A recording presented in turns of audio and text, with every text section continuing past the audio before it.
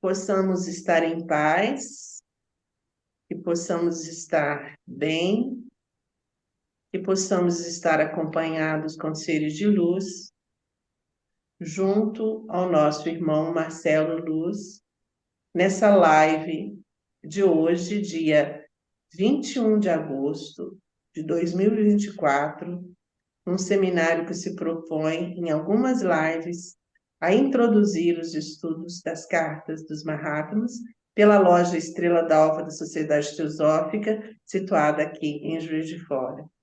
A Estrela d'Alva, através de mim, dá boas-vindas a todos vocês e agradece a participação do nosso irmão Marcelo Luz, que já vai abrir a live respondendo algumas perguntas que foram realizadas na última. Pois não, Marcelo, bem-vindo. Obrigado, Tereza. Então, boa noite, queridos amigos, irmãos que participam das nossas lives aqui pela nosso seminário na loja Estrela d'Alva sobre as cartas dos Mahatmas. Alegria estar aqui com vocês novamente, nosso terceiro encontro. Bom, então, houve algumas perguntas lá pelo YouTube, né? Então, a primeira foi do Edmar Oliveira. Então, ele perguntou: os Mahatmas não poderiam ser aspectos internos de Blavatsky que se manifestavam através de cartas? Pois eu acho que não, né? Porque houve cartas, na verdade, uma carta, né? Depois que a Blavatsky tinha falecido já, né? Então,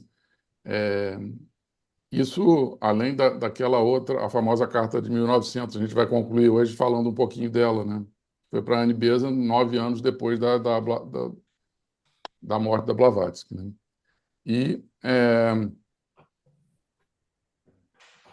como a gente não está falando, por exemplo, são vários mestres, né, diferentes. Hoje a gente vai ver algumas cartas, não só do mestre Mori, do mestre Kuthumi, também uma carta, eu acho que é do mestre Serapis, se não me engano. A gente vai passar por ela. Então são diferentes personagens, né, e como a gente viu no primeiro encontro, houve mais de 30 pessoas diferentes que tiveram naquela obra que foi recentemente feita, a dos... Como é que é a obra? Esse aqui, né? Essa é uma obra recente, de 2020, né? Já registros de encontros com Mahatmas teosóficos, que tem aqui, eu não sei se são 30 ou 40 pessoas diferentes que tiveram diferentes formas de contato, desde sonhos até contatos visuais, e eles têm depoimentos variados. Justamente ele quis responder no primeiro dia. Nós trouxemos até um trecho aqui da motivação do autor, que foi o Daniel Caldwell, que é um pesquisador independente, tentando contestar uma afirmação que estava no trabalho acadêmico, né? Que Blavatsky foi a única que viu esses mestres e tal.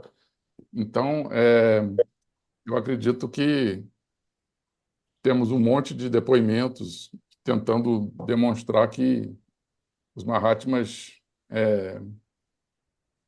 não eram aspectos da Blavatsky, né? Eles andando a cavalo, quer dizer, são coisas assim que eu acho que não deixam essa dúvida aqui, né? Pelo menos eu espero ter conseguido demonstrar aqui com as próprias correspondências deles falando sobre isso, né?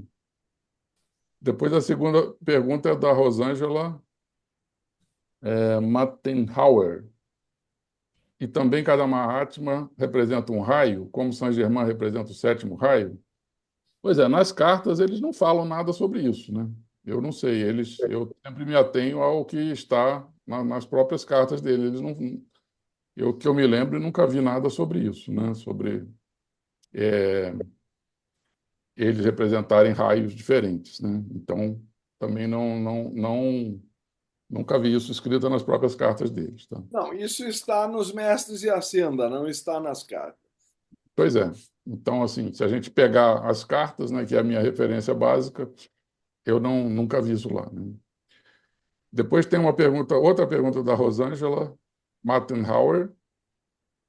Então, o Mahatma é aquele que passou pelos 3 dias de escuridão, quando o anjo da guarda se retira da encarnação e o controle passa a ser da mônada? Sobre o processo dos Mahatmas, a gente vai ver no encontro da semana que vem, tá?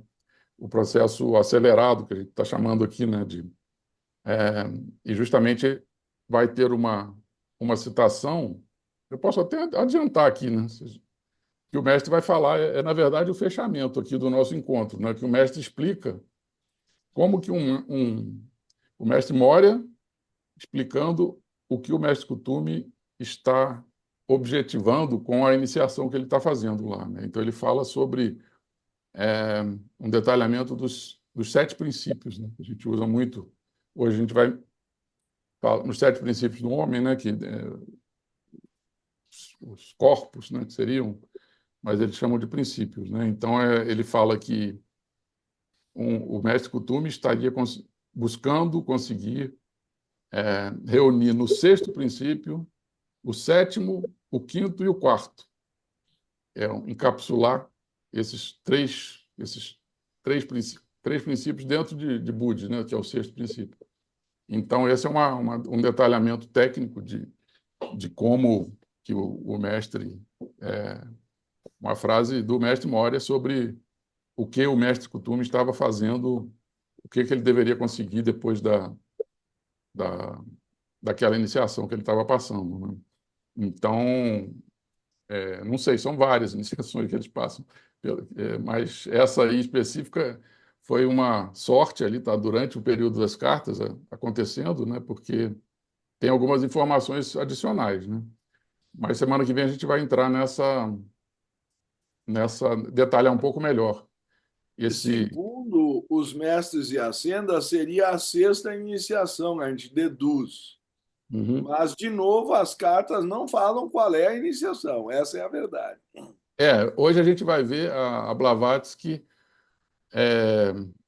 eles falando sobre a Blavatsky, que só quem tenha pelo menos a 5ª, eu acho, o 5º círculo que eles mencionam, né, poderia sair do Tibete sem deixar um dos princípios lá, né? Isso vai ter uma certa... o Hume depois explorou muito essa citação e falou que não podia ser nem o primeiro, nem o segundo, nem o terceiro, nem o quarto, nem o quinto, nem o sexto, nem o sétimo. E aí o mestre Moria entra e fala: quem te falou que não é uma mistura dele, né? Mas assim,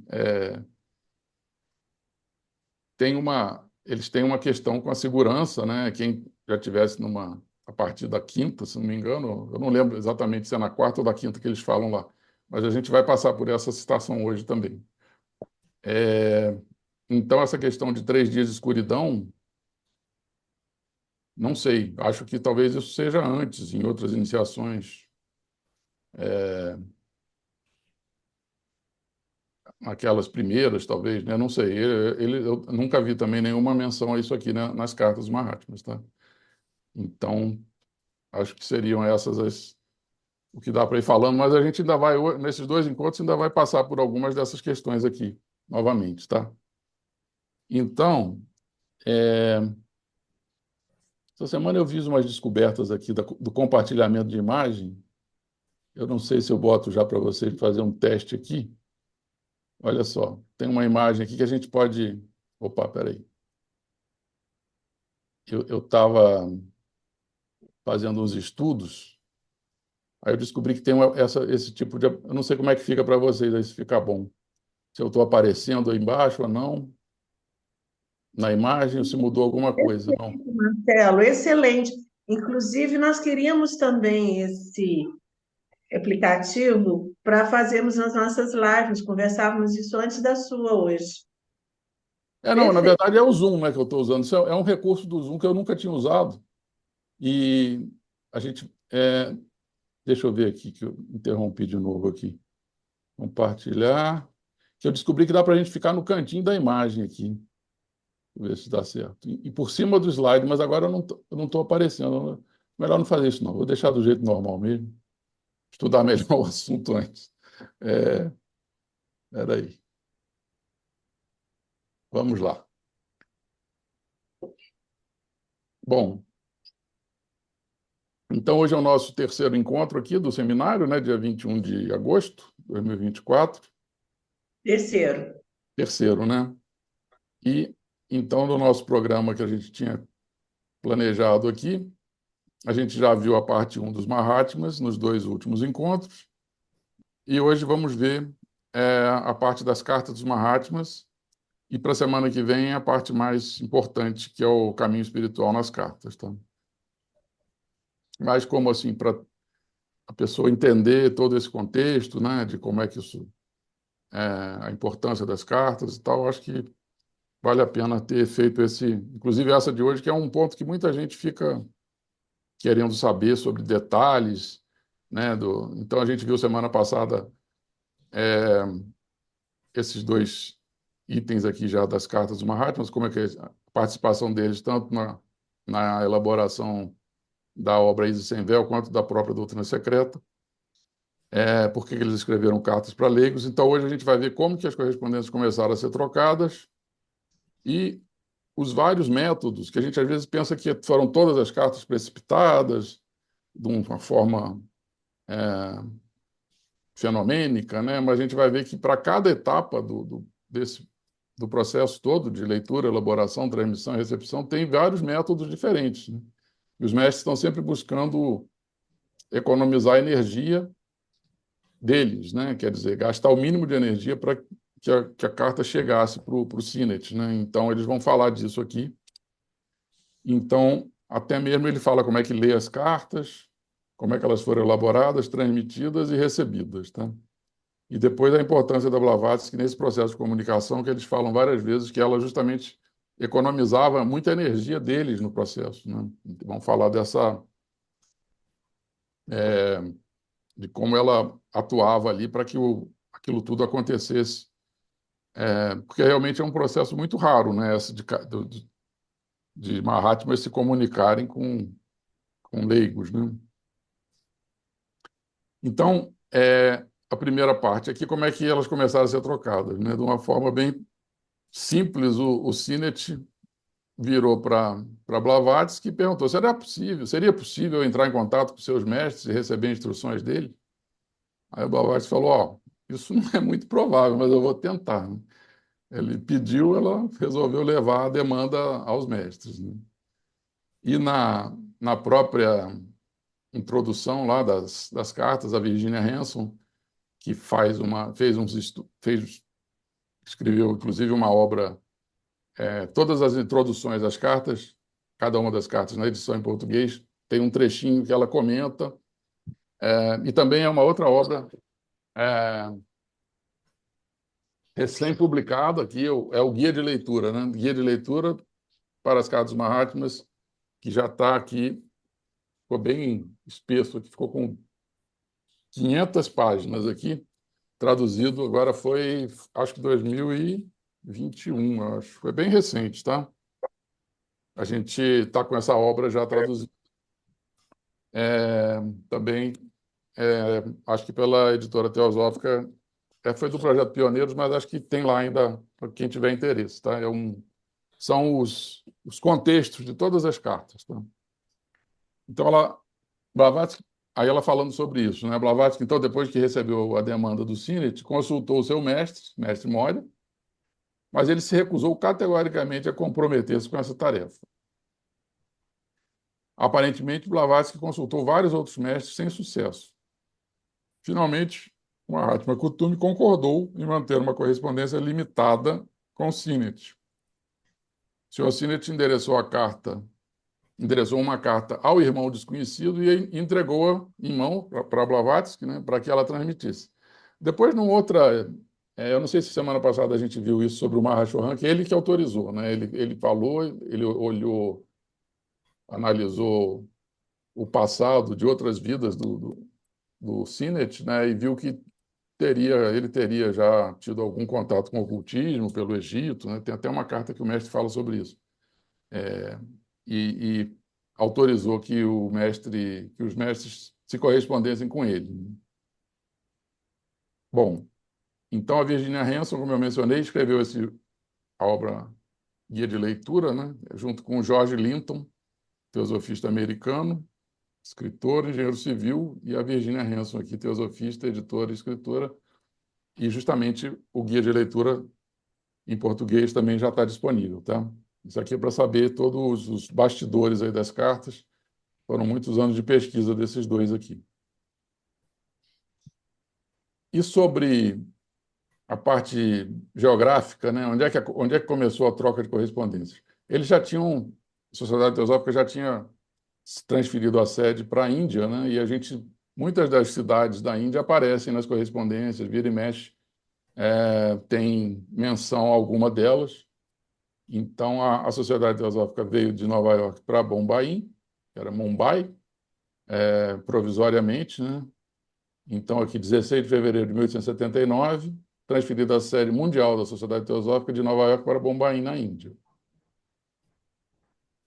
E Allahabad é muito mencionado, né? Porque o Sinnett era editor do jornal inglês The Pioneer, que era publicado na Índia e tinha sede em Allahabad. Então, ele morava em Allahabad, é o local de trabalho dele, e viajava eventualmente para Simla, né? Que era no norte da Índia, aqui, que era mais fresco, né? Que ele tinha muito calor, né? Os ingleses lá penavam. Então, era uma cidade mais... num local mais fresquinho, lá mais área no alto de montanhas. Eles tinham uma casa de verão lá que ele passava, né? Sinnett trabalhava em Allahabad e possuía residência de verão em Simla, onde o calor era menor que em Allahabad. E aí, em 15 de outubro de 1880, ele recebeu a primeira carta-resposta quando justamente estava de férias lá no verão em Simla, né? Do mestre Kutume, a correspondência enviada, né, para ele, né? E aí depois, também ainda pensando na geografia aqui da Índia, né, em 1882, 3 anos depois, a sede mundial foi transferida de Bombaim para Adyar, Madras, né, onde está até hoje, né? Então, são locais que aparecem. A gente vai ver até hoje uma que o mestre Kutume estava viajando de trem lá para o Paquistão e tal. A gente vai ver sobre, mas aqui essas cidades da Índia é bom a gente ter uma ideia da localização. Então, como é que se dão as várias etapas aí do processo de comunicação por cartas, né? Então, primeiro, a questão do mestre ler a carta, né? Ele fala sobre isso, como é que ele lia com os olhos físicos, né? Mais reforçando a história que os mestres são homens vivos, né? Então, aqui na carta 12, o mestre vai falar sobre 2 métodos que ele podia usar para a leitura, né? Então, está aqui, Mestre Kutume, Carta dos Mahatmas para Pacientes, volume 1, página 85, carta 12. Aí o Sinnett estava se desculpando lá por escrever demais. Ele, sempre que aparecia entre aspas, alguma coisa que o Sinnett colocou na carta dele, né, do Sinnett para o mestre, que a gente não tem acesso só tem acesso aos que voltaram, né, dos mestres para o Sinnett, né? Então, o mestre se retrucando com o Sinnett: não, você não escreve demais. Apenas lamento ter tão pouco tempo à minha disposição e, por isso, estar impossibilitado de responder tão rapidamente como gostaria. O Sinnett estava sempre ansioso pelas respostas, né? Então, ele diz: naturalmente, tenho de ler cada palavra que você escreve. Se não fosse assim, eu faria uma grande confusão. Ele achou que o mestre só captasse a carta por algum processo psíquico, né? E quer eu use os meus olhos físicos ou espirituais, o tempo necessário para a leitura é praticamente o mesmo. Aqui que ele falou, então, desses 2 métodos, né? Eu não sei exatamente como seria uma leitura com olhos espirituais, mas ele está dizendo que tanto faz o tempo que ele gasta, então ele pega a mesma carta e lê. Deixa eu... Então, aqui ele falou dos 2 métodos que ele pode usar para ler uma carta, né? Então, está ali, método de leitura 1 com os olhos físicos, pois os Mahatmas são homens vivos, ou com os olhos espirituais, tá? Depois, na carta 15, ele fala novamente: ah, meu pobre amigo decepcionado, gostaria que você já estivesse tão avançado no caminho que essa simples transmissão de ideias não fosse obstaculizada por condições materiais e a união da sua mente com a nossa não fosse impedida pela sua incapacidade induzida, né? Que ele, se tivesse como, por exemplo, o mestre se comunica com a Blavatsky por pensamento já, né? Os Chelas e os mestres, eles não precisam ficar trocando correspondência, porque já tem essas condições materiais já foram superadas, né? Então ele ficava querendo, se ele tivesse a capacidade de unir a mente dele com a dos mestres, não precisaria o trabalho de escreve carta, manda carta, recebe carta, que foi o processo usado, né? Então, aqui já na carta 15, o Sinnett já estava com mais ansiedade ali para a coisa ir mais rápido, né? E ele está dizendo que não tem como fazer isso. Eles fazem a telepatia, meu irmão. Deixa eu ativar o mudo aqui. Como poderei ensinar você a ler e escrever, ou mesmo a compreender um idioma no qual não há até agora nenhum alfabeto palpável, nem palavras audíveis para você? Eles se comunicam por telepatia, meu irmão. Pois no caso aqui, é, ele está se comunicando por meio escrito mesmo, né? O mestre Kuthumi com o Sinnett. E o Sinnett estava querendo um jeito mais rápido, né? Mas ele disse que dependeria ele vai tentar explicar, ele vai explicar agora o que o Sinnett teria que fazer para eles se corresponderem de uma forma mais rápida. Olha só. Suponhamos por um instante que eu descrevesse a você os matizes daquelas cores que estão além do chamado espectro visível. Cores invisíveis para todos, exceto para alguns poucos, mesmo entre nós. Ou que eu explicasse como é possível fixar no espaço qualquer uma das chamadas cores acidentais ou subjetivas, e também o complemento, para falar matematicamente, de qualquer outra cor de um corpo dicromático, o que por si só soa como um absurdo. Então, ele está explicando tecnicamente o que teria que fazer e vai dizer, olha, Cine, não adianta, você não sabe fazer essas coisas. Então, a gente tem que trocar a correspondência por carta mesmo, porque você não tem essa capacidade de fazer essas coisas aqui, né?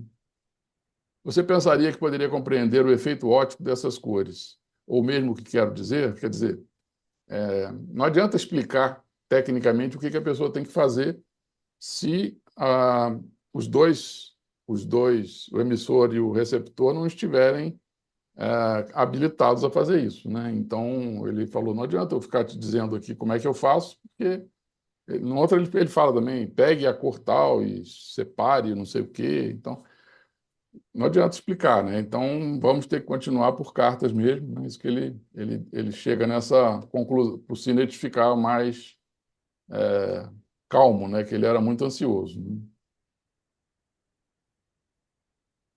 Que aí ele fala, como você não vê esses raios, nem possui qualquer nome para eles até agora na ciência, se eu lhe dissesse, meu bom amigo Sinnett, por favor, sem sair da sua escrivaninha, tente buscar e fazer aparecer diante dos seus olhos o espectro solar completo, decomposto em 14 cores prismáticas, 7 são complementares, cores aqui, 7 cores complementares, pois é só com o auxílio daquela luz oculta que você poderá ver-me à distância, assim como eu o vejo, né? Então o mestre vê o Sinnett lá, ele está fazendo isso, né? Mas não adianta explicar para o Sinnett o que ele faz, porque o Sinnett não ia conseguir fazer. Qual você pensa que seria a sua resposta? O que você teria a replicar, né? Então ele até simulou aqui uma explicação para dizer que não adianta explicar, né? Então, e aí como é que... Então, para a leitura, ele lia mesmo a carta fisicamente, né? E como é que eles elaboravam? Aqui já são vários métodos diferentes, né? Então, aqui na carta 12, né, ele vai falar um pouco sobre isso. O mesmo pode ser dito das minhas respostas, porque quer eu as precipite, ele falou o primeiro método, precipitação é aquele que é o mais fenomênico ali, né, que a tinta vai parar dentro do papel de uma forma que ninguém descobriu até hoje como é que isso é feito, né? Então, um dos métodos é esse, por precipitação. A tinta aparece dentro do papel. Quer eu as precipite, dite ou escreva pessoalmente, né? Então, escreva mesmo. É um método mais prosaico ali, ele escrevendo. A diferença em tempo economizado é muito pequena. Então, olha lá, por precipitação da carta, depois ele vai falar mais à frente agora do processo chamado litobiblon, uma coisa assim, que é como que uma folha fica gravada numa pedra, né? Ele diz que eles imitam a natureza, a gente vai ver também. O outro é por ditado, que era o mais usado, que ele justamente ditava para um Shela, um discípulo dele, que fazia depois o resto do processo. Tanto aquela carta que ele estava cavalgando foi por esse método, né? Ditado, aí sim, o mestre com um discípulo transmitia mentalmente, né? Porque os dois estavam habilitados ali, então o discípulo, o Shela, podia, por comunicação telepática, e conseguir entender o que o mestre estava ditando e traduzir, botar aquilo no papel e depois ou entregava a carta pelo correio ou levava em mão e tal, né? E o terceiro, o próprio mestre escrevendo a carta, né? Tem uma lá que ele fala, estou sem papel aqui, Sinete, me arranja uns papel. Não tem livraria, não tem papelaria aqui perto, se você puder me arranjar um bocado de papel. Ele diz que pegou até um papel do João Kuhl, que era o Shela dele, o discípulo que virou mestre, né? Teve que usar papel, pegou emprestado com ele lá, acho que era onde ele tinha sido deserdado e tal. Tem várias histórias por trás aqui, né, dessa necessidade de produzir correspondência, né, que é uma coisa rara lá, então eles não tinham papel, uma resma, né? Compra uma resma ali para mim e deixa aqui. Bom, então ele segue, né? Devo pensar bem. Agora ele vai começar a detalhar como é que ele vai transmitir uma carta dessas para um Shela, né? Para um discípulo. Devo pensar bem. Ele pensa na frase que ele quer transmitir, né? Fotografando cuidadosamente cada palavra e frase no meu cérebro antes que possa ser repetida por precipitação. Então, ele tem que pensar primeiro pensa no que ele quer falar e vai pensando na palavra por palavra, né? Assim como a fixação das imagens formadas em uma câmara sobre superfície quimicamente preparadas requer um prévio ajuste do foco do objeto a ser representado, pois de outra maneira, como frequentemente se encontra em mais fotografias, as pernas de quem está sentado aparecem fora da proporção em relação à cabeça e assim por diante. Do mesmo modo, temos primeiro de arrumar as nossas frases e imprimir em nossas mentes cada letra que irá aparecer no papel antes que estejam prontas para serem lidas. No momento, isso é tudo que posso contar a você, né? Então, ele está dando detalhes aqui do trabalho que ele tinha para transmitir uma carta usando o método da precipitação. Então, ele fala para a precipitação, que é esse mais fenomênico, assim, o pessoal gosta mais fica mais impressionado, né? Ele fala que vai usar esse por meio do mistério da litofilia, né? Quando a ciência houver descoberto mais sobre o mistério da litofilia, ou biblium, e sobre o modo como a impressão de folhas ocorre originalmente em pedras, então serei capaz de fazê-lo compreender melhor o processo, né? Então, acho que isso aqui é de 1881, acho, 80, né? Mas até hoje acho que a ciência ainda não conseguiu nada sobre isso aí, né? Não, acho que não avançou nada nesses 140 anos aí, né? Mas você deve saber e lembrar uma coisa: nós apenas seguimos e humildemente copiamos a natureza em funcionamento, né? Então, eles aplicam, do mesmo modo que uma pedra, uma folha, né, acaba ficando impressa numa rocha, eles fazem esse processo, vendo como que aquilo aconteceu, e fazem a mesma coisa para fazer a precipitação das cartas, né? Nos encontros lá, depois eu detalhei bastante essa parte aí sobre o William Judge escreveu um pouco sobre isso também. Hoje eu não vou trazer aqui tudo, mas é só para citar quais são os métodos, né? Mas lá, se quem tiver interesse, depois a gente vê que ele fala sobre pegar os materiais que estão no ar, pegar, eu não lembro mais se era zinco, ele pega os elementos químicos, tira do ar e joga dentro do papel lá, né? Mas isso tudo mentalmente, né?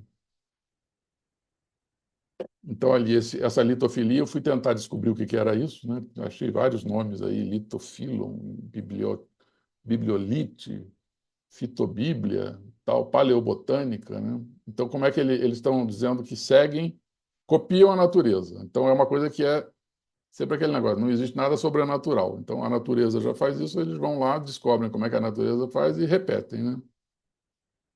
Então, está aqui um exemplo de uma folha que ficou impressa numa rocha, né? Então, tem vários aí, né? Eu trouxe alguns aqui só para mostrar como é, né? E depois, na carta, então, eles fizeram alguma coisa parecida, né? Como se o papel fosse a rocha e cada letra um vegetal desses aqui, né? Uma folha dessas que ficou. Bom, aí aqui de novo, ainda sobre a precipitação. Desde que o texto acima, a carta 12, aqui é Blavatsky falando sobre isso, né? Desde que o texto acima foi escrito, os mestres nos permitiram que um pouco mais do véu fosse retirado, e o modus operandi pode assim ser explicado agora de forma mais completa para leigos. É sempre aquela questão que eles vão avaliando o impacto das informações. Aqui, então, eles liberaram um pouco mais de informação sobre esse método. O trabalho de escrever as cartas em questão é realizado por uma espécie de telegrafia psicológica entre o mestre e o discípulo, né? No caso, um Shela desses que está participando do processo, né? Os Mahatmas muito raramente escrevem suas cartas da maneira comum. Então, era aquilo que ele tinha falado lá. Ele pode escrever também, mas ele aí vai perder mais tempo, né? No outro, ele só pensa e já está fazendo outra coisa, enquanto isso, transmitindo cartas, né? Muito raramente escreve suas cartas da maneira comum. Uma conexão eletromagnética, por assim dizer, existe no plano psicológico entre o Mahatma e seus Chelas, discípulos, um dos quais age como seu amanuense, né? Amanuense, então, é esse que vai registrar o que o outro pensou, né? Como se fosse a impressora ali, né? Então tem essa conexão eletromagnética entre mestre e discípulo, que não dava para fazer com o Sinet, né? Senão não precisaria nem da carta. Ele já transmitia, o Sinet já entenderia e transmitiria de volta. Então, é como os mestres e discípulos se correspondem, né? Psiquicamente, né? Então, amanuense, copista, escrevente, escriturário, né? Quando o mestre quer que uma carta seja escrita dessa forma, com amanuense, né, ele chama a atenção do Shela, que ele seleciona para a tarefa, né, fazendo com que uma campainha astral, ouvida por tantos dos nossos companheiros e por outros, seja tocada perto dele. Então, é tipo uma mensagem do WhatsApp, agora a gente sabe, né? Plim, chegou a mensagem, né? Então, no caso aqui, o Shela ouve aquilo e fala, opa, o mestre vai querer começar uma correspondência. Então, aí devem ter lá um protocolo do que cada um tem que fazer, né? Eles se preparar para... Pega o papel, não sei, né? Porque eles não vão contar isso aqui, mas começa com essa campanha astral, que inclusive é uma coisa que todo mundo que estava perto da Blavatsky, de vez em quando, ouvia essas campainhas, que era quando o mestre ia falar com ela, né? Outras pessoas também ouviam. Assim como o escritório de telégrafo despachante sinaliza para o escritório receptor antes de transmitir a mensagem. Então, é o mesmo método.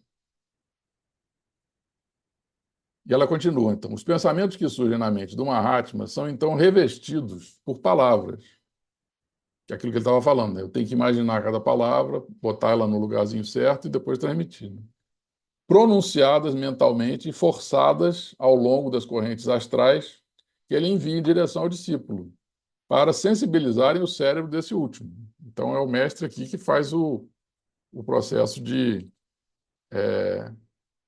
enviar, né? E o discípulo só recebe, e até discípulos que estão em diferentes estágios de evolução, de treinamento ali, um deles, uma vez, não conseguiu pegar as palavras todas e foi o que gerou o incidente Kiddle, né? Por causa de erros de transmissão. No caso, a transmissão foi feita certa, mas a recepção estava errada, né? Então, seguindo, né? Está aqui, né? Eu tinha até botado. Pensamentos do Mahatma revestidos por palavras são enviados ao discípulo pelas correntes astrais, né? Então, ele envia. Daí são levadas pelas correntes nervosas do discípulo para as palmas das mãos e as pontas dos dedos, que repousam sobre um pedaço de papel preparado magneticamente. Então, o discípulo já está com o papel na frente, está todo, é como uma impressora mesmo ali, né? Tem que ter o papel, e aí ele recebe a mensagem, né? E começa a escrever, né? À medida que as ondas de pensamento são assim impressas no papel, materiais são atraídos para ele, o papel, a partir do oceano de Akasha. Esses materiais são justamente que ele vai tirar do ar os materiais necessários ali, né, nessa correspondência lá correspondência não, nesse artigo que o William Judge escreveu sobre isso, ele fala de como que vai retirando da atmosfera os materiais necessários para formar a tinta ali que vai ficar no papel. Então, à medida que as ondas de pensamento são assim impressas no papel, materiais são atraídos para ele, o papel, a partir do oceano da caixa, que permeia cada átomo do universo sensorial, por um processo oculto que não descreveremos aqui. E marcas permanentes são deixadas no papel. Então, né? Então, a informação vem pelas correntes astrais e o discípulo faz elas irem parar dentro do papel. Né? As palavras são impressas em papel magnético ao atrair materiais do Akasha. E aqui ainda seguindo sobre isso, né? Disso se depreende claramente que o sucesso de tais escritos depende principalmente do seguinte. Então, a gente tem o Mahatma ali, o emissor da mensagem, e o Shela, o discípulo receptor. Primeiro, da força e da clareza com que os pensamentos são impulsionados. Então, o mestre impulsiona pelas correntes astrais o pensamento, aquela frase que ele quer que seja impressa. Né? E de o cérebro receptor estar livre de perturbações a cada descrição. Né? Porque se ele estiver distraído ali, a palavra chega, ele pensou em outra coisa e perde a palavra. Né? Então, tem que ter dos dois lados, emissor e receptor. O caso do telégrafo elétrico comum é exatamente o mesmo. Então, tem o emissor, receptor, e vai gravando ali a caneta no papel as mensagens ali. Se por um motivo ou outro a bateria que fornece a energia elétrica cair abaixo da força necessária em qualquer linha telegráfica, então tem uma bateria aqui para impulsionar a mensagem. Ou se houver algum distúrbio no aparelho receptor, a mensagem transmitida torna-se mutilada ou imperfeitamente legível. Né? Então, tem que ser uma corrente que tudo dê certo aqui. E, no caso das cartas, exatamente houve problemas em algumas. Né?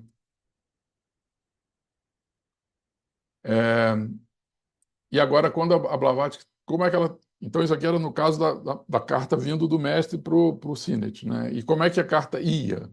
Isso aqui também é bem interessante. Ela vai falar de uma pedra aqui que ela usa, como é que ela transmitia a carta para o Sinet, entregava para ela e ela passava para o mestre. Como que ela fazia isso?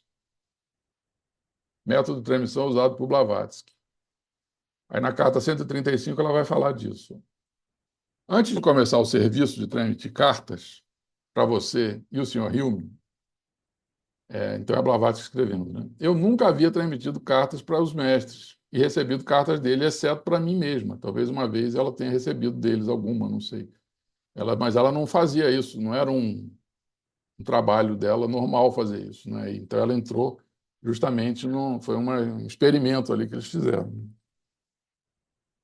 Mas olha como era complicado.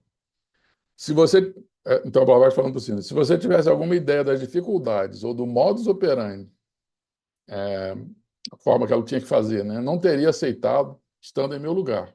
E, no entanto, eu nunca recusei. E aí ela fala de um outro local que fez chamado Santuário. Santuário foi um local que a gente vai descrever mais à frente, era dentro de um armário lá, eles chamaram de santuário aquilo, onde colocavam as cartas ali e recebiam ali para facilitar o processo. Tá? O santuário foi pensado para facilitar a transmissão, porque agora dúzias e centenas de pessoas vêm pedir e implorar que ponham suas cartas dentro dele. Então, aí, quando descobriram que a Blavatsky estava levando carta para os mestres e recebendo, todo mundo queria, né? Então, eles falaram, bom, temos que otimizar isso aqui. Aí pensaram nesse santuário. Então, era um guarda-louças ornamental que ficava na parede entre os dois quartos de Blavatsky, no segundo andar da sede da ST em Adyar. Então, já foi 3 anos depois, né, quando a sede já tinha ido para Adyar. Bombaim foi a primeira, então, quando foi para adiar. Ela abrigava os retratos dos Mahatmas e alguns objetos que recordavam a passagem de Blavatsky pelo Tibete. Era um cenário de vários aportes, palavra usada frequentemente em pesquisa psíquica para designar objetos levados fenomenalmente de um lugar para outro, né? Então, isso aqui está lá do livro da Sylvia Cranston. Então. E ela continua na explicação para o Sinnett, né? Frequentemente possibilitei fenômenos de transmissão de cartas por meios mais fáceis, mas ainda assim meios ocultos. O que ocorre apenas é que, como nenhum dos teosofistas, exceto ocultistas, sabe qualquer coisa sobre meios fáceis ou meios difíceis de transmissão oculta, e como tão poucos estão familiarizados com as leis ocultas, tudo é suspeito para eles. Então, muitas dessas, a questão toda do relatório Hodgson, depois, Blavatsky, essa mesma pergunta, né, que as cartas não seriam aspectos da Blavatsky e tal, todo mundo suspeitava porque não sabia qual era o processo. Então, por isso até que ela começou a falar um pouco mais, né, para esclarecer que ela tinha que passar as cartas pelo teste, linha por linha. Ela vai falar aqui sobre isso, né? Então, mas todo mundo suspeitava de como é que isso estava acontecendo. O termo moderno hoje é personalidades múltiplas. Isso é discutido pelo Vernon Harrison no livro também. Certo. Aqui ela vai, então, explicar como a trabalheira que ela tinha, né, para transmitir a carta. Veja como ilustração este exemplo. A transmissão por transferência mecânica de pensamento, então, é um método. Em contraste com a transferência consciente, outro método diferente. Então, ela tinha duas formas de... O Sinnett entregava a carta na mão dela e ela podia fazer duas formas diferentes. Tá? Aí ela vai detalhar aqui os dois métodos. A primeira, transferência mecânica de pensamento, é produzida chamando inicialmente a atenção de um Shela ou do Mahatma. Né? Então, no caso, ela chamava a atenção do mestre que ela ia mandar a carta. A carta deve ser aberta. Aí a pessoa, nossa, vai abrir a carta do outro? Pois é, ela está funcionando ali como um scanner, né? Mecanicamente. Então, ela pega a carta do Sinnett, abre, e cada linha da carta deve ser passada pela testa, suspendendo a respiração e nunca afastando a parte da carta da testa até que o toque de uma sineta avisar que ela foi lida e anotada. Então, é exatamente um scanner, né? Só que é um scanner aqui ela vai passando, imagina, você pegar uma carta e passar linha por linha, aí você, linha 2, que coisa chata, né? E ela ali naquilo. Então, se ele dava uma carta de 3 páginas para ela, e ela ia lá, tchan, tchan, tchan, linha por linha, mandando mecanicamente, sem ler a carta, né? Ela está passando como se aqui fosse uma leitura ótica de linha por linha, provavelmente aqui pelo chakra aqui, né? Central aqui. Então, tá ali, né? Ela passando o papel na testa, olha que coisa chata e trabalhosa, né? Depois, isso então ia direto, o mestre estava do outro lado preparado para receber linha a linha, a correspondência do Sinnett, né? O outro modo, que é a transferência consciente, consiste em imprimir cada frase da carta, conscientemente, é claro, ainda mecanicamente, no cérebro, e então mandá-la frase por frase para a pessoa que está na outra ponta da linha. Então, aí acho que ela lê a carta, lê a linha e envia de forma consciente ali, né?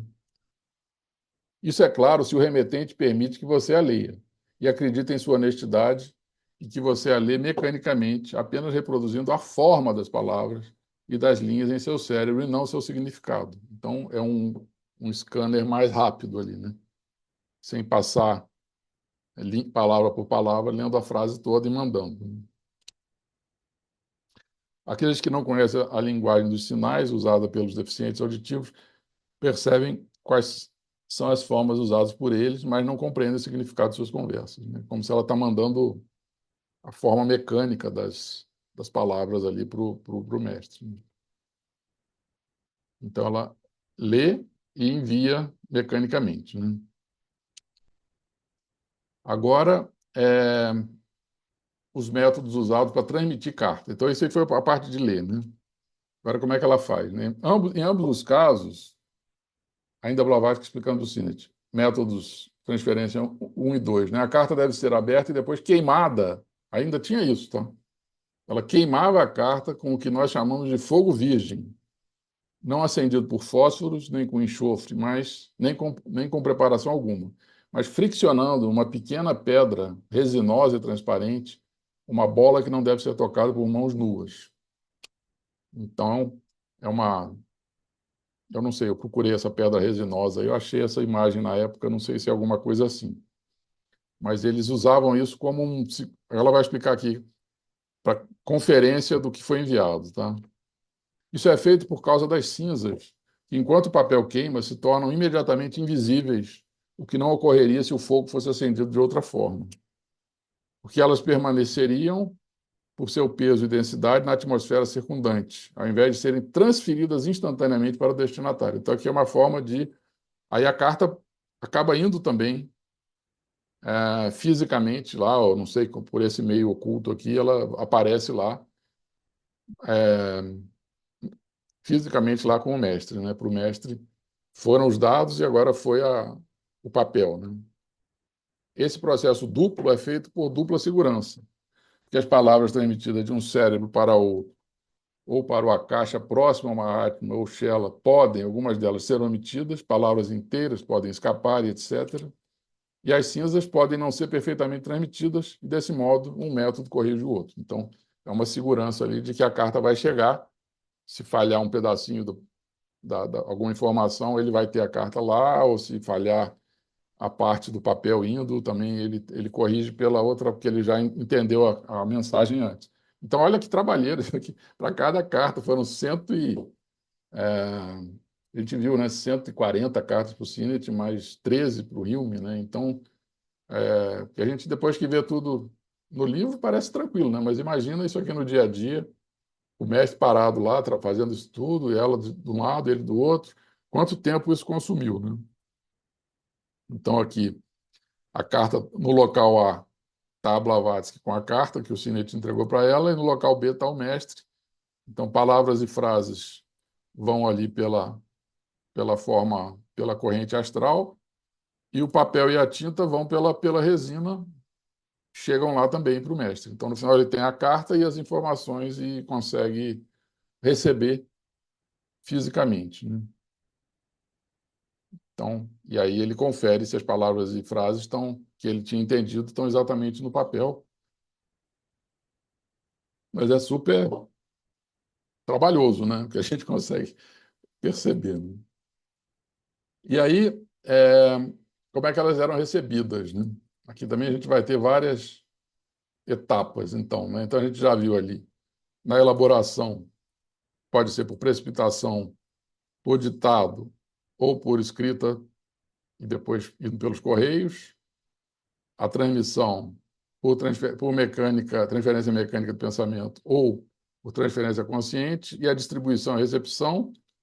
Esse método em mão, que foi o primeiro da primeira carta para a tia da Blavatsky, né, ela recebeu de um entregador indiano, que ela fala, a gente vai ler mais à frente aqui, tocou a campainha e ela abriu a porta e recebeu a carta, né? Em 1870, essa carta é anterior a todas as outras. Depois, pelos correios e telegrama, também tem alguns exemplos. E materializada, reintegrada dentro do móvel, que é o tal santuário lá, ou do jeito mais espetacular, que é essa aqui, materializada, reintegrada no ar, né? O Sinet conta que ela apareceu e caiu em cima da mesa, né? Tem uma que foi assim, né? Então, vamos ver esses métodos, os 4 métodos de recepção de carta. Então, os 3 de elaboração. Ah, não, esse aqui a gente já viu, né? Essa aqui eu acho que a gente já passou. Aqui eu estou só repassando aqueles. Eu acabei fazendo. Essa parte a gente já viu aqui, acho que eu acabei duplicando. Ah, tá. Aqui então tá as 4 métodos de recepção, né? Então, a carta de 1870, que está nas cartas dos mestres de sabedoria, do General Jadasa.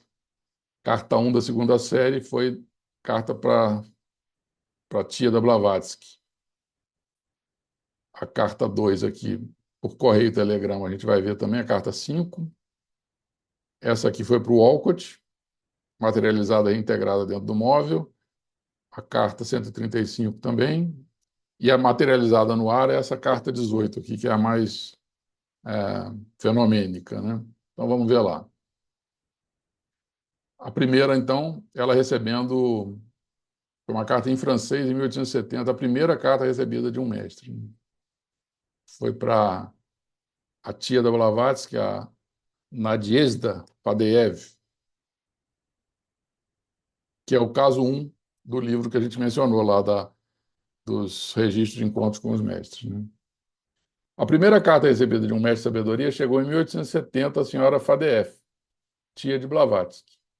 Quando a Sociedade para Pesquisas Psíquicas, né, que foi a que fez o relatório Hodgson lá, acusou Blavatsky de forjar as cartas dos mestres, esta carta encontrava-se na Rússia, que justamente ela mora na Rússia, né, a tia dela. Está escrita com a letra do mestre Kutume, que a Sociedade de Pesquisas Psíquicas diz ter sido forjada por Blavatsky, mas Blavatsky estava a milhares de quilômetros de distância quando sua tia recebeu a carta. A senhora Fadeev escreveu de Paris ao coronel Walcott, em francês, quando estava tendo o relatório Hodgson lá, né, em julho de 1884, a seguinte carta. Então, o que ela vai contar como é que foi as circunstâncias que ela recebeu a carta, né? 2 ou 3 anos atrás, escrevi ao Sr. Sinnett em resposta a uma de suas cartas, e lembro-me de ter-lhe contado o que havia me acontecido a respeito de uma carta que recebi fenomenicamente quando minha sobrinha, Blavatsky, né, encontrava-se do outro lado do mundo. Isso foi ainda durante o processo de capacitação da Blavatsky, ali, quando ela estava no Tibete, lá nas iniciações dela, né? E por causa disso, ninguém sabia onde ela estava. Então, eles acharam até que a Blavatsky tinha morrido, estava há muitos anos sem falar nada, então acharam que ela... E aí, para acalmar a família, eles escreveram essa carta, eles viram que o pessoal estava ansioso lá com o que teria acontecido com a Blavatsky, né? O que nos deixava profundamente ansiosos. Todas as nossas buscas haviam terminado em nada, eles queriam saber onde é que ela estava. Estávamos prontos para considerá-la morta, quando, penso que foi no ano de 1870, ou possivelmente mais tarde, recebi uma carta daquele que acredito vocês chamam de Kutume, que foi-me entregue da maneira mais incompreensível e misteriosa por um mensageiro de aparência asiática, que então apareceu diante dos meus olhos. Imediatamente após meu retorno, deverei enviá-la, e terei muito prazer se ela puder ser de alguma utilidade. Então, como estava tendo relatório Hodgson, desconfiando que as cartas eram inventadas, ela falou: eu tenho uma aqui que eu recebi, o mensageiro tocou a campainha e eu peguei a carta. Então, ele mandou para o Sinnett, né, para ver se ajudava lá a ter uma informação diferente do relatório Hodgson, né? Então, esse então é um método mais simples, né? Pelos correios ou telegrama, até lá na British Library tem telegramas lá. Esse telegrama que a gente vai ver o caso aqui, ele tá lá entre os documentos das cartas. Então aqui, 27 de outubro de 1880, então aqui já são 10 anos depois, né? Essa é uma carta que eles tentando demonstrar que o Sinnett estava super desconfiado também, né? Nossa, essas cartas, será que é verdadeira? Será que não é? Então, eles fizeram um experimento para deixar o Sinnett mais atender às dúvidas que ele estava tendo, né?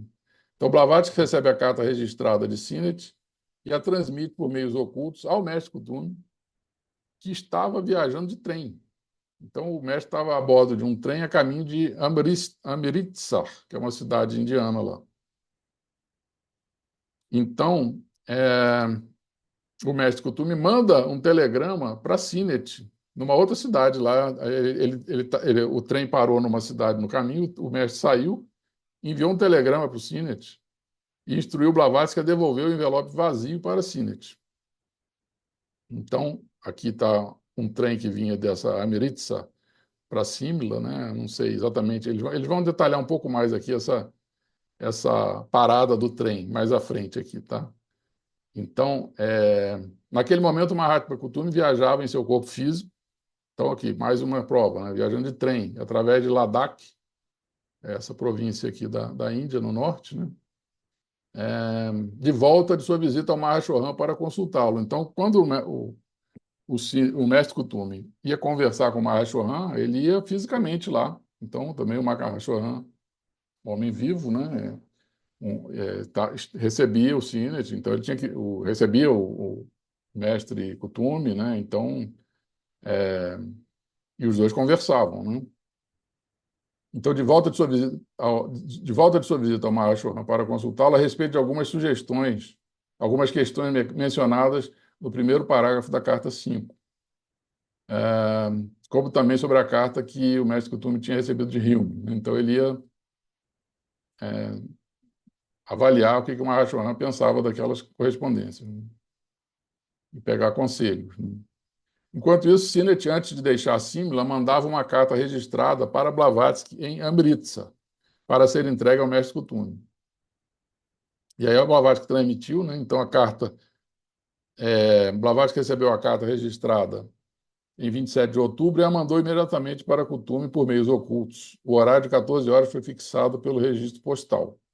Porque tinha a data ali, tinha os horários todos, né? Eles queriam demonstrar isso para o Sinet, que não teria como a Blavatsky entregar fisicamente a carta para ele, teria que ser por meios ocultos, que é justamente para tirar as dúvidas dele.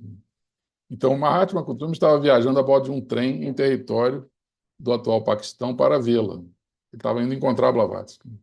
Recebeu a carta às 14h05, perto de outra cidade lá, Rawalpindi. Na estação seguinte, Gelum, ele desceu do trem, foi ao posto do telégrafo e mandou um telegrama para Sinet comunicando o recebimento da carta, o qual foi, é claro, datado e arquivado pelo agente telegráfico. Então, o Sinet passou a ter... ele entregou a carta, 5 minutos depois o mestre falou, já recebi a carta.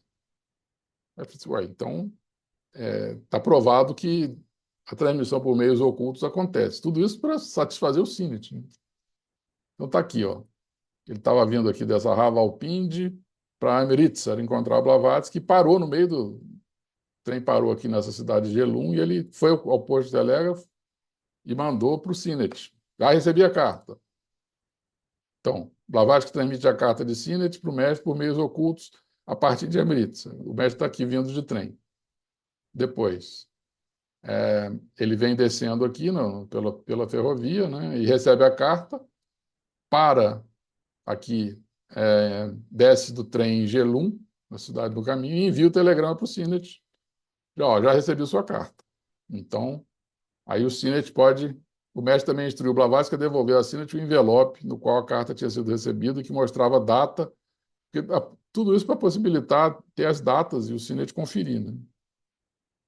No início, o Sinet não entendeu isso, porque que devia pegar um envelope, né? Mas guardou. Mais tarde, viu a revelação. A data e a hora do registro da carta e a data e a hora da remessa do telegrama mostravam que a carta não podia ter sido entregue ao Mahatma, exceto por meios ocultos. Então, tirou essa desconfiança do Sinet, né? Mais tarde, o Mahatma pediu a Sinet para requisitar a cópia manuscrita do telegrama, que finalmente Sinet fez, e ela está entre as cartas no Museu Britânico, né, da British Library. Assim, Sinet ficou ciente de que Blavatsky tinha conseguido uma transmissão muito rápida de sua carta ao longo de centenas de milhas. Então, tudo isso, a trabalheira que dava, bolar uma situação que deixasse o Sinet confortável de que a carta era transmitida de forma fenomênica. Depois a outra aqui, essa aqui já é com outros personagens, né? É o Walcott e quem é que transmite essa carta? Mestre Larion, tá? Então, assim, o mesmo, para a gente não pensar que era coisa da Blavatsky, né? Então, aqui a Blavatsky não tinha nada a ver com isso aqui. Foi o Walcott que recebeu do mestre Larion,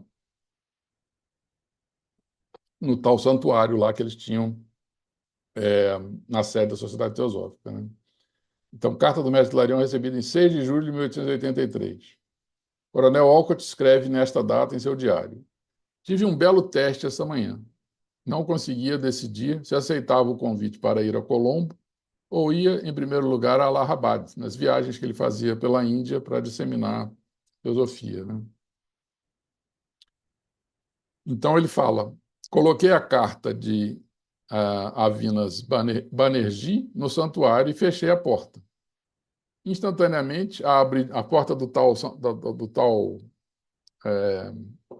santuário que ele chama, é o armário que ficava entre os dois quartos lá, né?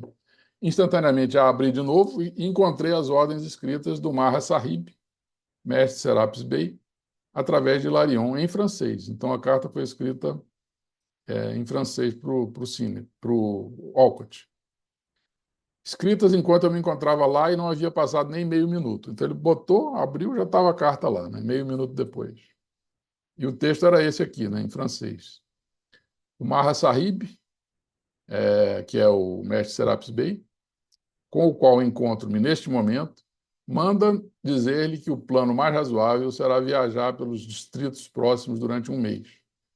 Aí das cidades lá, né, de Tinnerville ou até mesmo Malabar, o coronel poderia ir a Colombo por alguns dias, mas apenas por alguns dias para encorajá-los e recarregá-los com seu caixa pessoal, que inevitavelmente os beneficiará. As lojas do sul da Índia, né, necessitam de sua presença vivificante. Dia 17 de julho será uma data aproximada para ir para as províncias do norte, visitando todas as lojas do caminho, de Belaria até Puno, etc.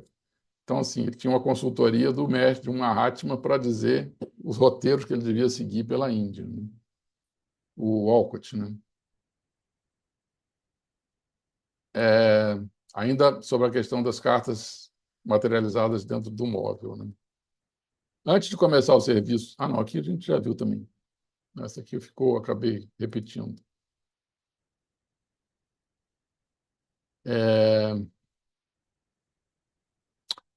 Aqui outra carta, né? A descrição que Sinnett fornece de como a carta foi recebida é extremamente interessante. Encontra-se no Mundo Oculto, que é o livro do Sinnett, né? Sinnett havia escrito para o Mahatma antes de deixar Londres e estava um pouco decepcionado porque nenhuma resposta o aguardava em Bombaim. No entanto, na manhã seguinte à sua chegada, tendo terminado o de jejum com Blavatsky, essa é a tal que aparece no ar, né? A mais espetacular. No entanto, na manhã seguinte à sua chegada, tendo terminado o de jejum com Blavatsky, ele estava sentado conversando com ela quando a carta chegou. Esta é a sua descrição. Estávamos sentados em lados diferentes de uma mesa grande e quadrada, em meio ao aposento iluminado pela plena luz do dia. Não havia outra pessoa ali, só ele e a Blavatsky. De súbito, sobre a mesa, diante de mim, mais à minha direita, enquanto a senhora Blavatsky se achava à minha esquerda, caiu uma carta espessa. Então, ela só apareceu e caiu em cima da mesa, né? Caiu do nada, por assim dizer. Foi materializada ou reintegrada do ar, diante de meus olhos. Era a resposta esperada, de costume, uma carta profundamente interessante que tratava, em parte, de questões pessoais e respondia perguntas minhas.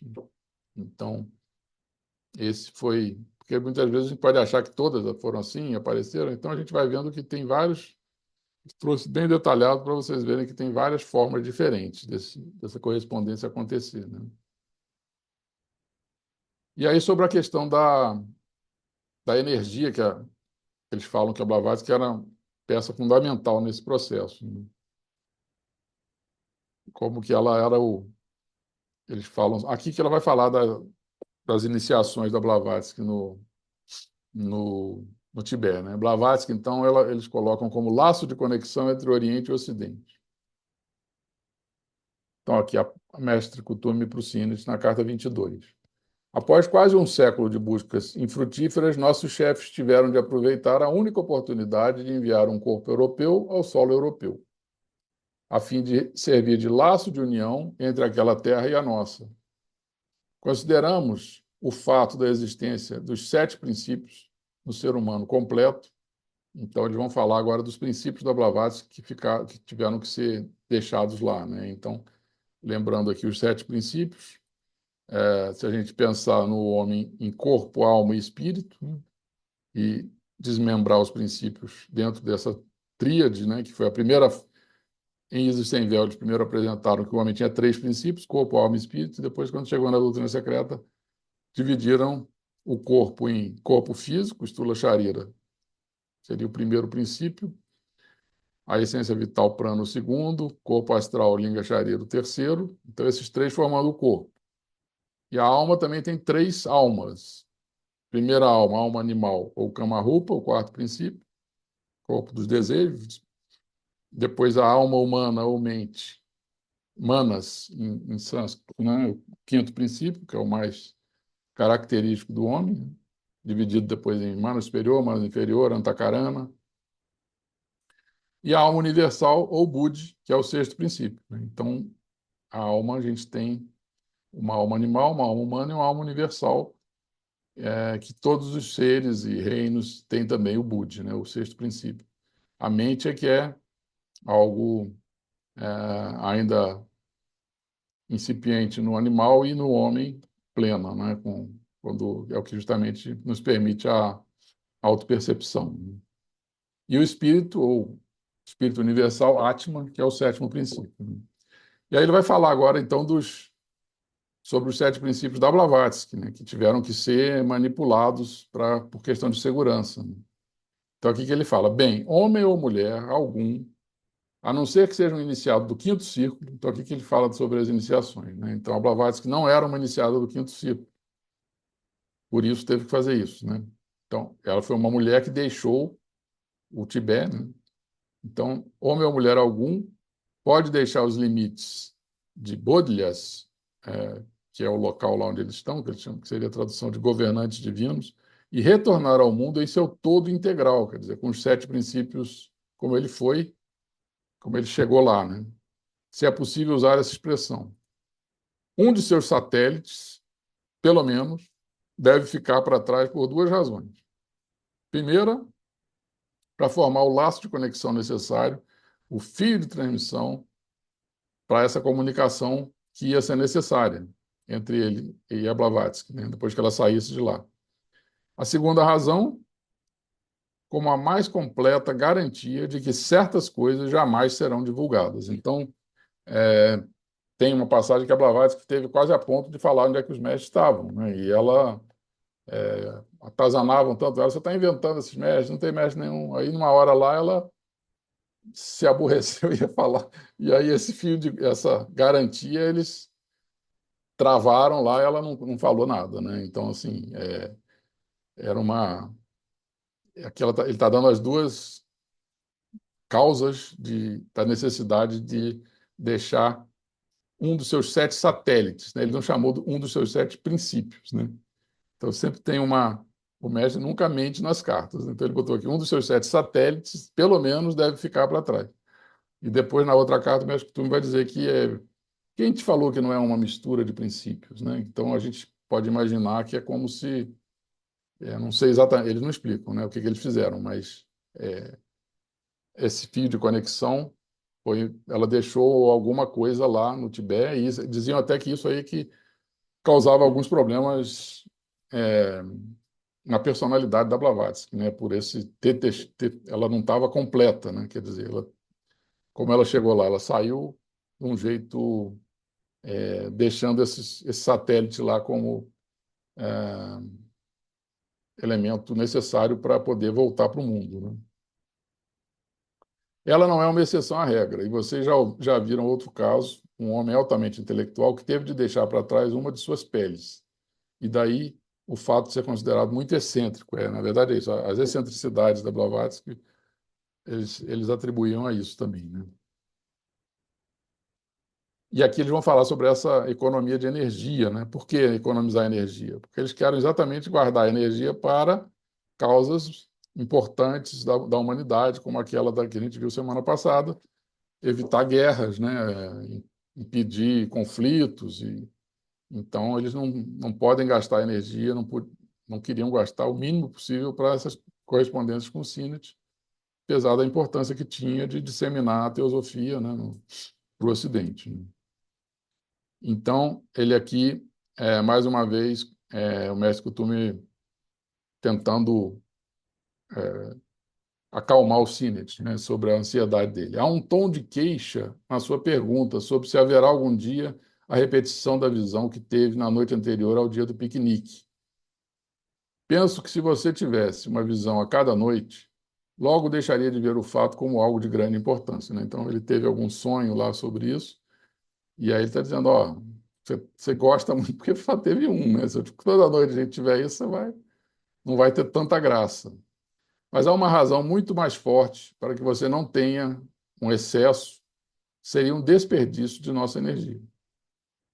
Eu e qualquer um de nós, dos Mahatmas, né, entraremos em contato com você sempre que possível, seja através de sonhos, de impressões ao despertar, de cartas, dentro ou fora de almofadas, né, que teve aquele episódio lá de uma almofada que tinha uma xícara, não sei o quê, né? Então, ou por visitas pessoais em forma astral. Isso será feito, né? Então, ele está dando aqui também 4 formas.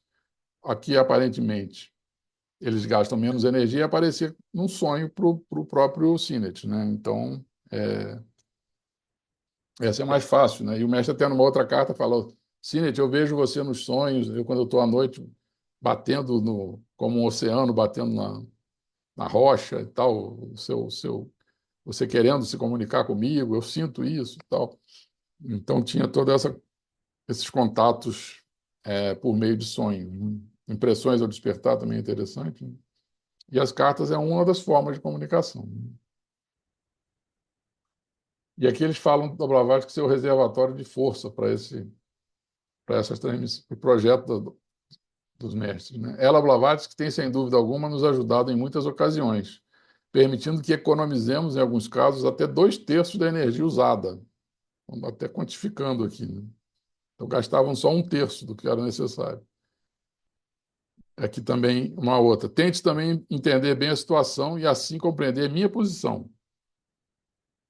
Já que tínhamos 3 chelas em Simla, 2 regulares e 1 irregular, o candidato Fermi, eu tive a infeliz ideia de economizar energia, de economizar como se eu tivesse uma caixa econômica. Então, toda hora ele fala disso. Ele tentou usar um outro shell e acabou não deu muito certo lá o processo, né? Então, ele, para economizar energia, criou uma situação que não foi muito agradável lá, né? Então, ele está criticando a escolha que ele fez aqui, o próprio mestre Kuthumi, né? E aqui na carta 131, então, ela fala, por razões perfeitamente válidas, embora não seja necessário entrar em detalhes, eu não pude nem responder a sua carta em Elberfeld, que é na Alemanha, nem transmiti-la a você por Laura Holloway, que é uma outra que eles tentaram, uma outra teosofista que apareceu, eles fizeram uns experimentos para ver se ela conseguiria substituir a Blavatsky nas correspondências, mas não deu certo. Já que tornou-se impossível utilizar o principal canal, Blavatsky, né, pelo qual me comuniquei com você até agora. Então, estava tendo, justamente na Alemanha, eu acho que era quando a Blavatsky tinha saído da Índia, né? Então, estava numa época difícil ali dela fazer isso, né? Porque ela não recebia mais as cartas pessoal do Sinet, ela tinha saído da Índia, né? Devido às suas relações pessoais e mútuas, empreguei o correio comum, tá vendo? Então, aqui ele mandou uma carta pelo correio. Mas isso tornou necessário um gasto de energia maior do que você pode imaginar por parte de um amigo. Então, ele está avaliando também os outros que tenham que participar da transmissão, né? Aqui na Alemanha, que a Blavatsky estava, né? E aqui ele fala também numa carta que o Cid estava ansioso para receber, ele só conseguiu escrever: impossível nenhum poder, escreverei através de Bombaim, né? Ele bota lá, no power. A gente pode pensar também nessa questão da energia, né? Power, não como poder, talvez a tradução melhor fosse nenhuma energia, né? Então, ele só conseguiu escrever essas 6 palavras, 7 palavras. E aqui que eles falam, então, o mestre Kuthumi falando já no final da correspondência, não, 81 aqui, foi no início. Se ela viesse a morrer hoje e ela está realmente doente, você não receberia mais do que 2 ou no máximo 3 cartas de mim, através de Damodar ou Walcott, ou através de intermediários de emergência já estabelecidos. Então, eles tinham um plano B, mas que não poderia ir muito longe a continuidade das cartas, né? Se a Blavatsky morresse, uma das vezes que ela estava doente, que os mestres ajudaram ela a se recuperar, né? E então aquele reservatório de força, estando exaurido, a nossa despedida seria final, né? Mas isso não aconteceu, né?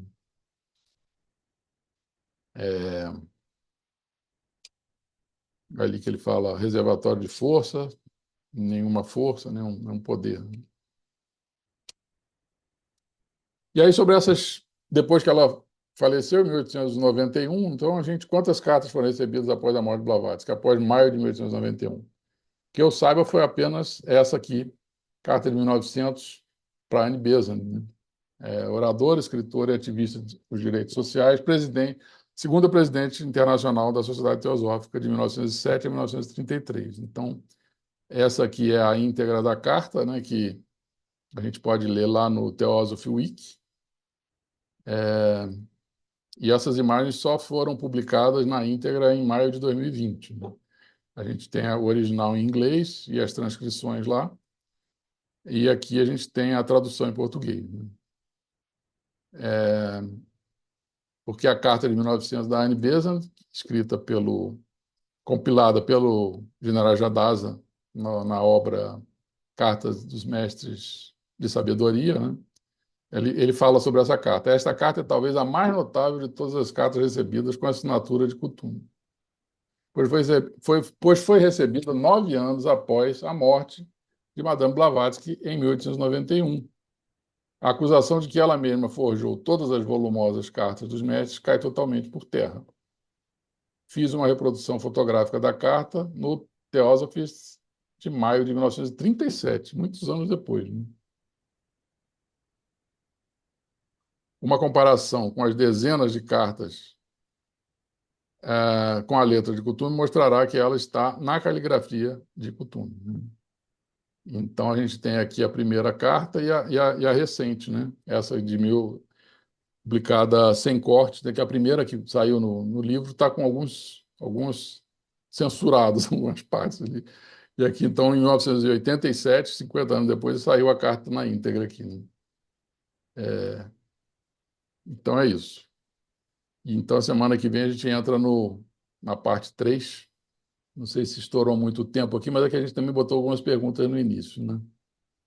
Aqui Não, tem Marcelo, está publicado pelo perfeito. Barborca o facsímile original, inclusive do envelope. De onde é essa aí? Que livro é esse? Geoffrey Barborca, The Mahatmas Ah, and the Letters. ok.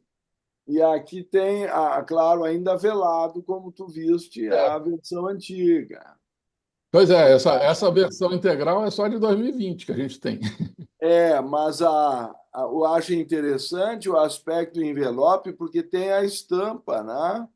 Então me parece que isso é parte do verso do envelope. E eu não sei bem como é que isso foi feito. Eu gostaria até de conhecer melhor o detalhe. Talvez lá naquele link que eu dei ali, né? Depois eu vou mandar o PowerPoint com todas elas para vocês aí, né? Vocês Obrigado. não precisarem anotar, né? Eu devia ter falado isso no primeiro dia logo, mas Porque essa carta ela é absolutamente extraordinária e parece que há uma intenção do mestre em realmente deixar claro que ela não foi publicada antes, estava escrita pela Blavatsky antes de morrer, porque ela está entrelaçada até com o selo e o carimbo do envelope. pois para tirar qualquer dúvida, né? Que a Blavatsky não tinha nada a ver com, assim, E tinha a porque o ver. senhor Mantra escreveu a carta em 1900, em 22 de agosto, que por sinal faz aniversário amanhã. Quem? Essa aí? 22 de agosto de 1900. Amanhã a carta está fazendo aniversário. Ah, essa aí. Essa. Entendi. Marcelo, na próxima live da semana que vem, eu recomendo que você volte um pouquinho, a partir de 1900, porque eu acho que essa passagem é muito interessante. Tem umas pessoas que não estão presentes hoje que gostariam de ouvi-lo abordar isso. Você Sobre o quê? voltaria um pouco a partir Sobre de essa carta? 1900. A carta de É, 1900? sim, sim. Eu acho que é interessante você abordá-lo na próxima live, se Sim. possível. Semana que vem é o conteúdo que a gente vai entrar mesmo na parte é, da evolução espiritual da humanidade e tal. Tem bastante Mas coisa. é coisa rápida, é só fazer uma A gente pode dar mençãozinha. uma pincelada, mas tem um É, bocado. Eu claro. acho que é o encontro que está com mais conteúdo aqui. Eu tinha feito são 41. Dá sim, a gente vê, a gente faz um repasse. É, só um repasse. E a gente vai abrir um pouquinho para pergunta, lembrando que temos pouco tempo, porque temos um diploma hoje para entregar, Marcelo, de Ah, que bom, filiação. O que bom. Ricardo vai entregar, ele está com ele na mão dele, porque ele é padrinho junto comigo. Tem alguma pergunta que o pessoal gostaria de fazer? Se o Ah, mestre pode levar o diploma para ele direto aí. é.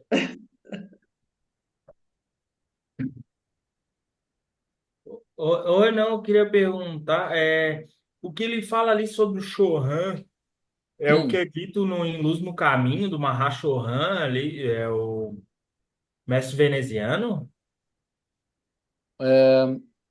que ele fala hoje, semana passada que a gente trouxe algumas citações do Mahan Chohan, né? Hoje foi só aquela questão da visita, né? Que ele foi. Aham. Mas é o mesmo que é dito em Luz no Caminho, que é chamado também de o mestre veneziano? Não, o veneziano é o mestre do terceiro raio, o Mahachohan é outro, ele está acima deles, tem a sétima iniciação. Não, o Ah, Mahan Chohan, deixa eu te mostrar aqui. Eu vou pegar aqui na. Peraí. Que a gente fez semana passada aqui, ó, uma. Deixa eu ver onde é que está.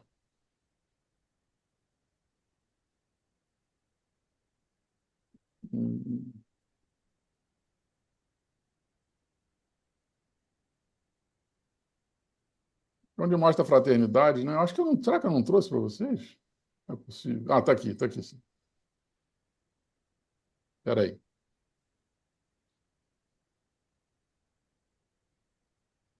E não está dando certo aqui. Caramba.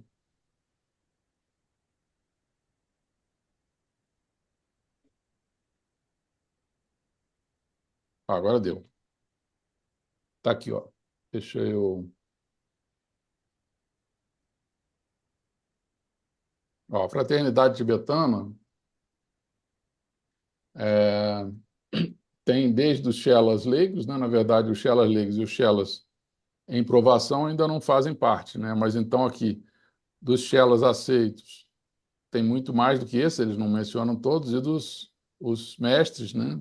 Por exemplo, você está falando do veneziano, eu acho que ele é de outra fraternidade, né? Eu acho que ele é lá da Luxor, eu não tenho certeza. Isso, é É lá da de Luxor, né? Luxa. Pois é, então o Mahachohan também eu deduzo que cada fraternidade tem o seu Mahashohan. Então, eu não sei se o Ricardo concorda. Ou se ele é um para todas, né? Aí isso eles não. Isso não está claro, mas que com certeza o mestre veneziano era da linhagem mais ligada, parece que ele foi mestre do Hilarion, Aham. É lá do Luxor, né? Que é de Luxa. tem a fraternidade tibetana. Então, na fraternidade Luxor tem outros mestres, né? Então, tem lá Serapis Bey, tem outro Bey também, né? Eu não lembro. Esses não. Twitch Bay. Twitch Bey. Twitch que veio que mandou uma carta para o Walcott, super interessante, o Walcott redigiu uma correspondência com, não sei se 8 parágrafos, Tuitibei. Ele escreveu, o Walcott redigiu com as palavras dele, né? Depois que a carta estava pronta, estava escrito, cada parágrafo começava Tuitebei.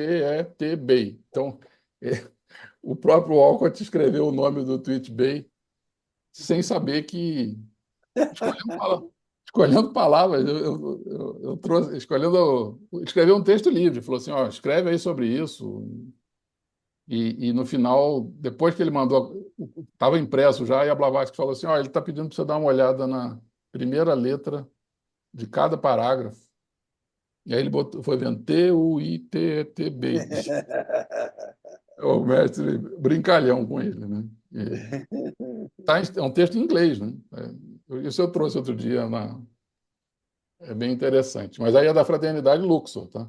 Então, o que é importante a gente saber que são mais de uma fraternidade, que essas coisas aconteceram, não foi só aqui, né? Não foi só dois, não foi só o mestre Moro, o mestre Kutum. Tem os outros mestres também, Então, como a gente viu, agindo essas fraternidades todas de forma harmônica aí, né, para conseguir evitar que a gente se guerreie mais ainda, né? Como é que eles botam lá para vocês evitar? Eu me lembrei que a última mensagem do Olcott ele dá como um parágrafo ditado pelo mestre Moria. Não sei se tu lembras disso. Na Não. Recent Conversation with the Mahatmas, em 1907, publicada no The Theosophy. Aí é que eu me dei conta que o Olcott também recebia mensagens às vezes, mas ele disse que é, ditado era a primeira vez que ele recebia, recebeu antes de morrer, Aham. porque a Blavatsky estava morta, mas não sei se vão aceitar como uma mensagem do mestre.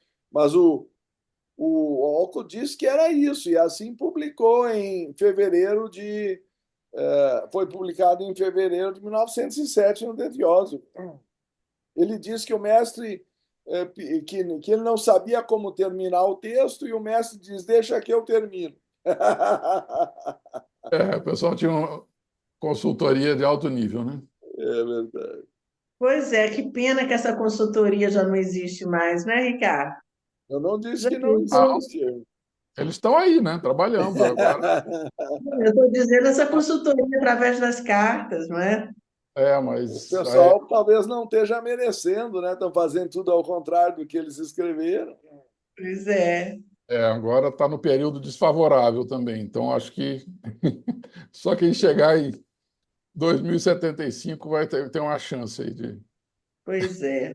Oxalá. Marcelo, continue aí na telinha e que nós vamos chamar uma pessoa muito querida nossa, chamada Anderson. Está ingressando agora na Sociedade Teosófica, com o apadrinhamento da TT e do Ricardo.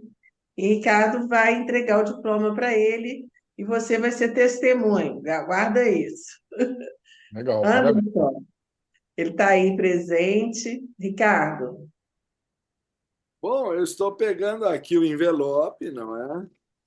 Mas não é uma carta do mestre que vai chegar aí na tua pois mão. é, Isso já Ricardo, é olha uma isso. coisa, né? Não, depois dessa apresentação de hoje, isso aqui se tornou uma coisa Eu assim mais agradeço. limitada, né? Mas de qualquer forma tem aqui a assinatura do presidente mundial e do presidente nacional Ah, e diz que a Sociedade Teosófica e a Fraternidade Universal admitem Anderson Fortes de Almeida, é isso aí. tá? No número de seus associados, em testemunho do que lhe foi expedido o presente diploma no 9º mês do seu 149º ano, Hum. tá? Registrado e entregue em Brasília no dia 30 de julho de 2024. Então, é Bom, com grande honra que nós te recebemos. Seja bem-vindo. eu agradeço. Estão me ouvindo aí? Me ouvem? Tem, Claro, Ah, sim. beleza. Eu agradeço muito essa oportunidade, tá? Fico muito honrado de poder participar.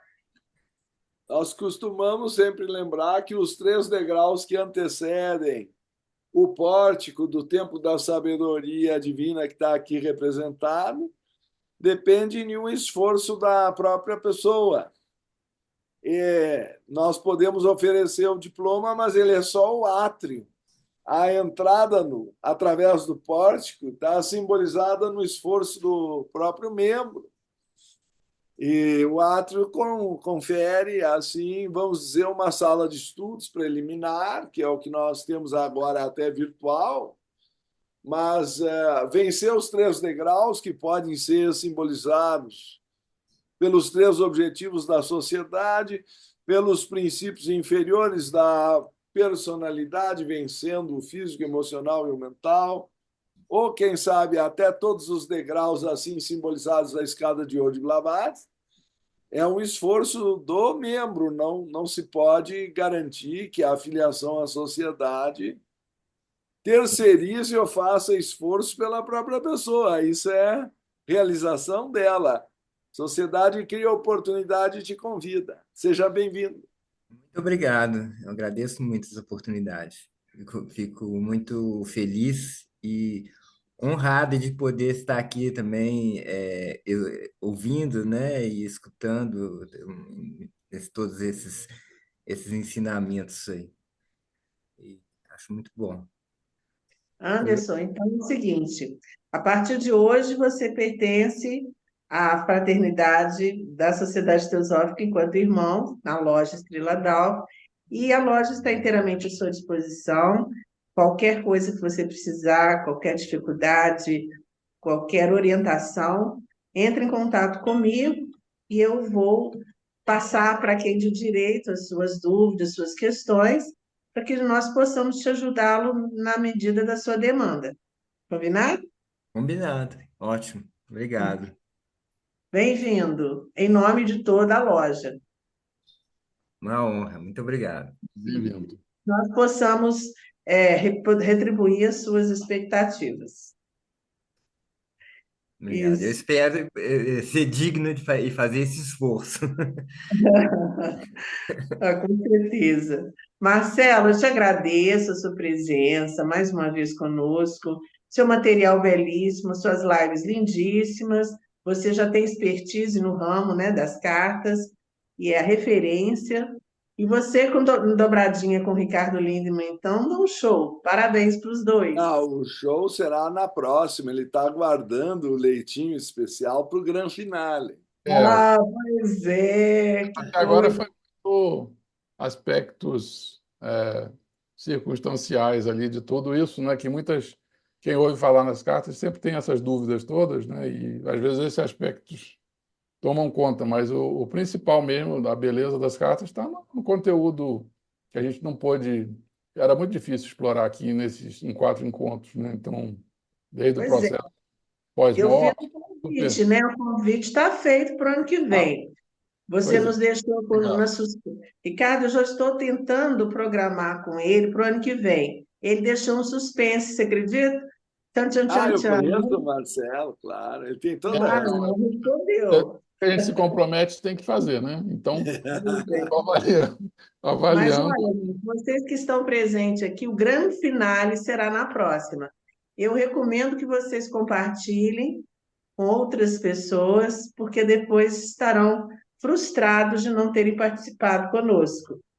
E o Às Marcelo, não 18 esquece. h 15 do dia 28, o Mercúrio passa a movimento direto. Então, justamente durante a palestra, nós temos uma vibração mais favorável entrando. Eita! Tá vendo? Beleza, que notícia boa. E quem sabe, Felipe, nós vamos receber os seus pais em breve aqui conosco, será uma honra. Ah, com certeza, não tenha dúvida. Gente, então, com muita gratidão que a Loja Estrela d'Alva agradece a presença de todos vocês. Nós vamos encerrar com uma prece, dizendo que estamos aguardando por todos. No dia 28, nessa vibração, a que Ricardo mencionou. Então, nós vamos nos recolher.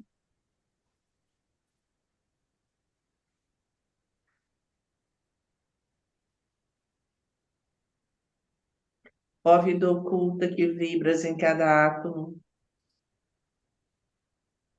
ó luz oculta que brilhas em cada criatura, ó amor oculto que tudo abranges na unidade. Saibam todos aqueles que se sentem uno contigo, que ele é por isso mesmo uno com todos os outros.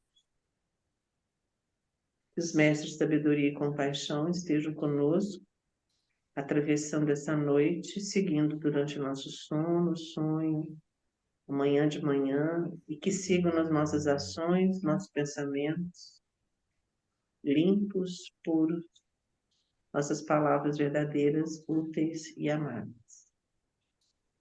Assim seja. Até a próxima. Ó, pessoal, Não obrigado. esquece os slides, Marcelo.